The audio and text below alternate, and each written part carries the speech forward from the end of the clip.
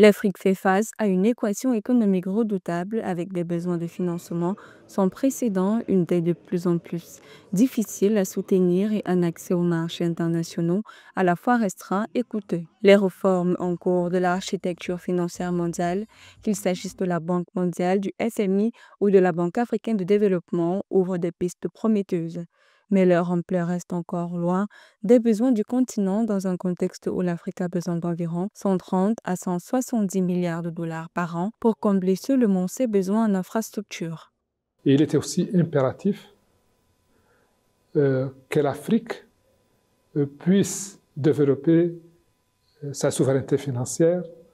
en termes de mobilisation des ressources domestiques, mais aussi en créant les conditions favorables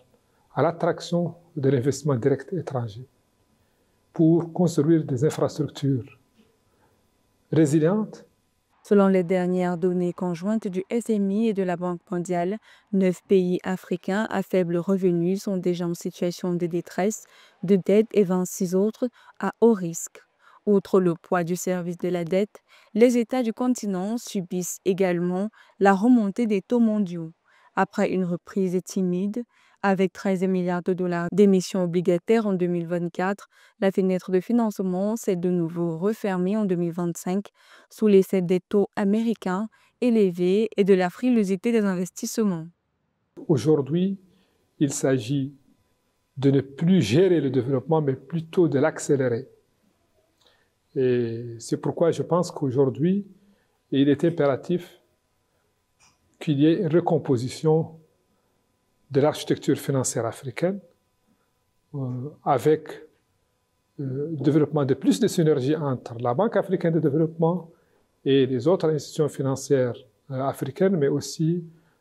tous les acteurs du financement du développement qui interviennent sur le continent africain. D'après le président sortant de la Banque africaine de développement, Akinwumi Adesina, l'architecture financière internationale actuelle offre des réponses budgétaires inégales aux pays en développement en période de chocs mondiaux. Selon l'ex-président de la BAD, si les mesures budgétaires prises pour lutter contre la pandémie de COVID-19 se sont élevées à 17 000 milliards de dollars, soit 19% du PIB mondial, l'Afrique n'a reçu que 89 milliards de dollars, soit 0,5% de la valeur mondiale. Les décisions que nous prendrons dans les années à venir seront déterminantes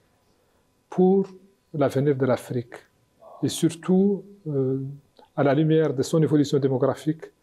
importante. D'ailleurs, des experts estiment que la réforme de l'architecture financière mondiale au bénéfice de l'Afrique permettrait de fournir un accès au financement à coût soutenable au continent, une gestion de soutenabilité de la dette, une réallocation des ressources financières mondiales et une mobilisation du secteur privé ainsi que de nouveaux instruments. Cette réforme, selon la Banque africaine de développement, devrait permettre de renforcer le rôle et la capacité des banques multilatérales de développement et permettre ainsi au continent de sécuriser plusieurs centaines de milliards de dollars par an et de combler ses besoins estimés à 1 600 milliards de dollars d'ici 2030 selon la Banque africaine de développement et l'Union africaine.